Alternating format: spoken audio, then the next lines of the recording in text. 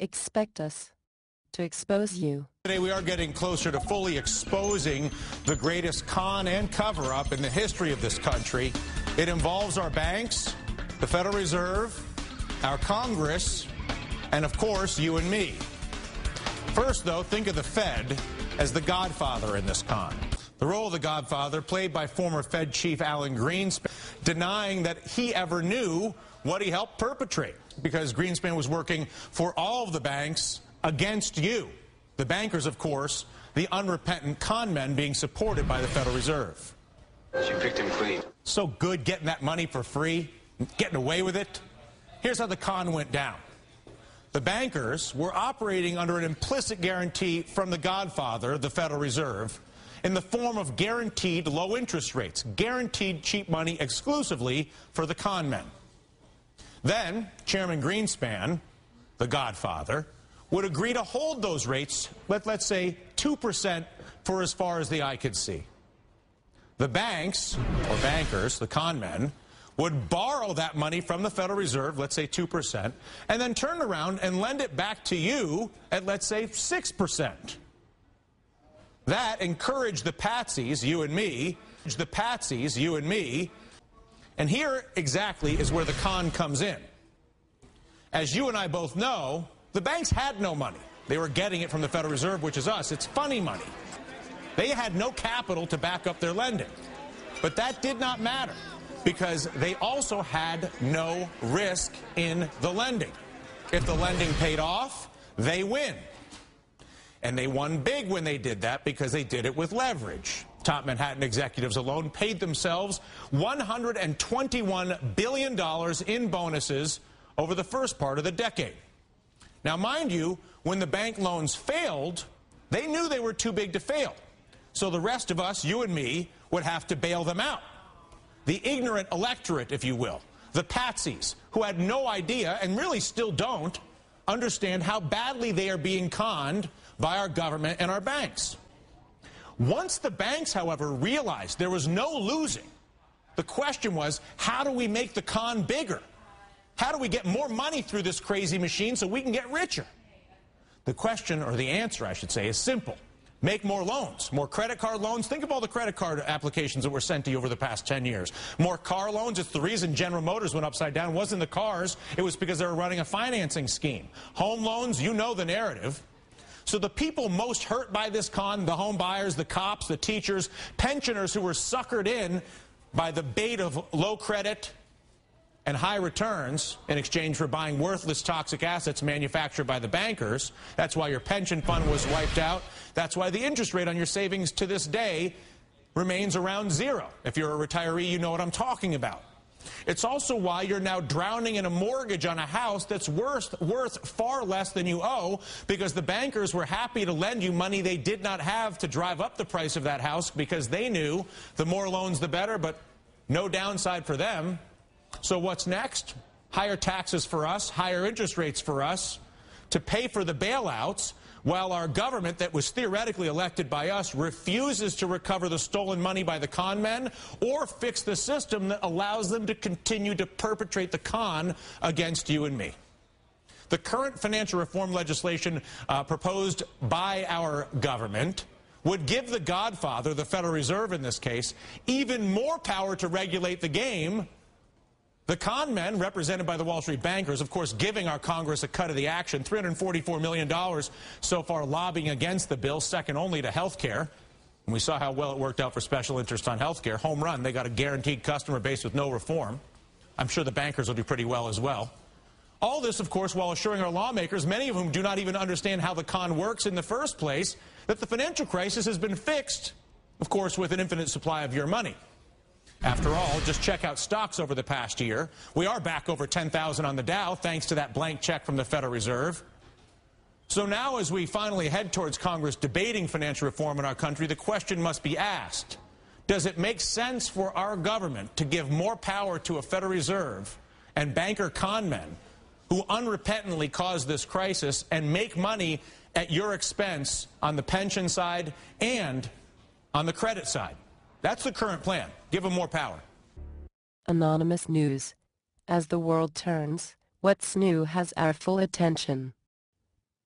Courage is contagious. Join us to post what mainstream media will not. The truth. If you don't want this read to you, click links below. Thanks. Bankers jumping ship as corrupt banking at the highest levels exposed. 19th February, 2012. I am going to go over this piece that will leave one with a greater understanding of why so many CEOs of banks or financial institutions are resigning by the droves.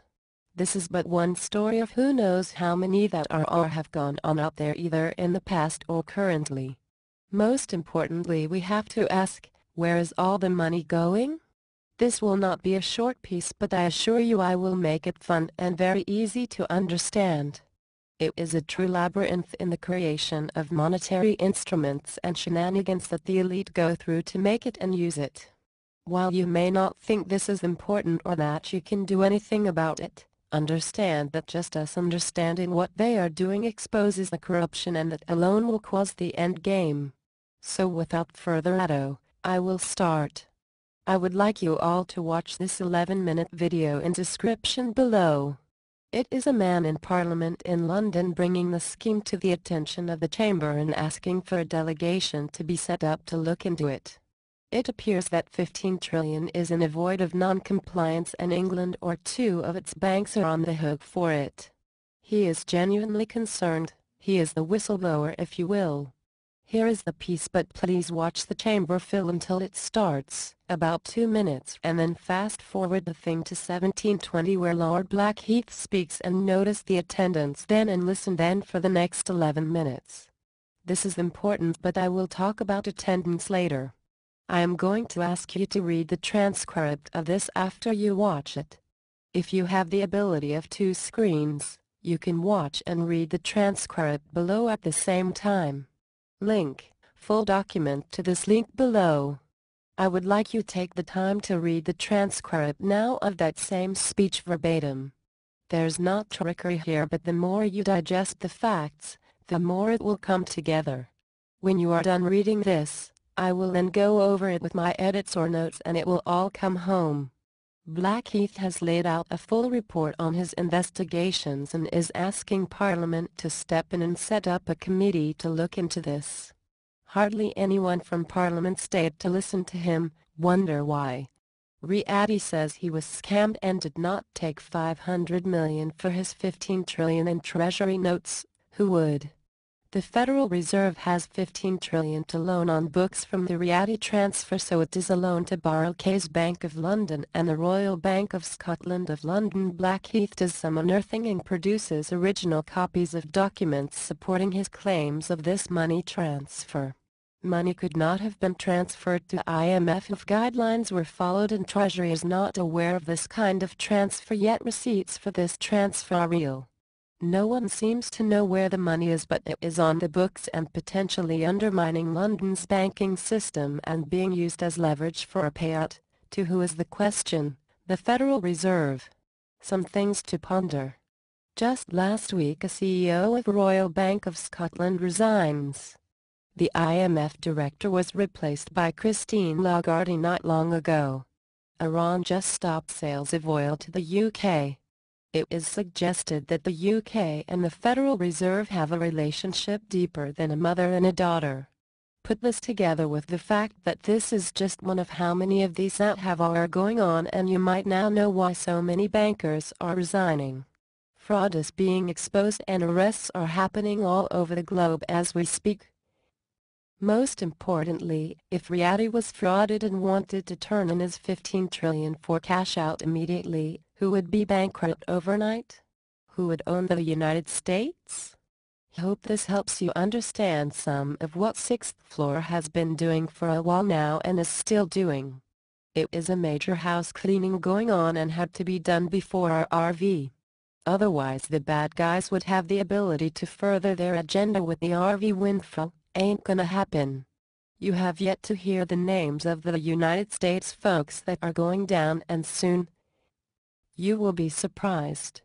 Please help share this article with others. See links to this below. Thanks. The heroic fight with us. The honest support us. The corrupt fear us. For we are anonymous. We are legion. We do not forget. We do not forgive. Expect us.